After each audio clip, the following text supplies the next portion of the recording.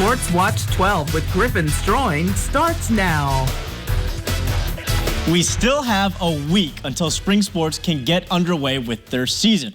A big reason for the late start is because of the alternate fall season. They're still going and pressing on. In volleyball, they are in the postseason, and we had some sectional action tonight. Schwamigan taking on Washburn in the first round. Eagles were down 2 sets, but looking to start a comeback in the third. Schwamigan returning a serve, and Haley Minima spikes it. Gets a point for them. They're still down 3, though. Later on, as the Eagles returning another serve, this time Christina Peterson from the left wing. She hammers it home. Washburn was the #1 seed for a reason, though. Megan Daugherty, she's going to get the spike right here, right down the pipe. And then later on in the match, it's going to be match point for the Castle Guards. Daugherty, she's going to do it again. Schwamigan can't get it done. They fall 3 sets to none. A year ago, student athletes had to deal with no spring sports. The global pandemic was just beginning. Cases were rampant, which led to the cancellation of the spring season. But this year will look different, and the students and coaches are ready. It's been a year in the making, but teams are ready to finally get going. Some spring sports like baseball and softball will begin practice next Monday, though it won't be the first time they've seen the field.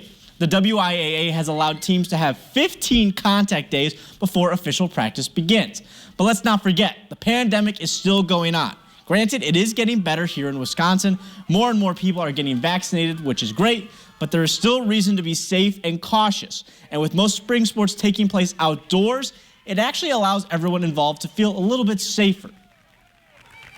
Every one of our coaches that I've talked to is just jazzed about this spring getting going and about being outside, because the WIAA rules and regulations are different for outdoor activities than they are for indoor activities. And I think our athletes are excited and really happy that we're playing outside.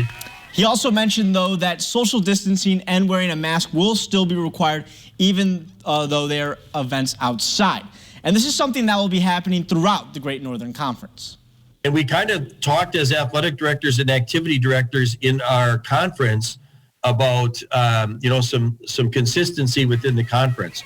So we do have some rules that we've talked about, like, for athletes and for spectators, so that we are all trying to do kind of the same thing. So everyone buckle up. Spring sports are starting soon. Me and Nate Myhawk will have tons of highlights from the sports, all sports, spring sports. So make sure to stay with us here at News Watch 12.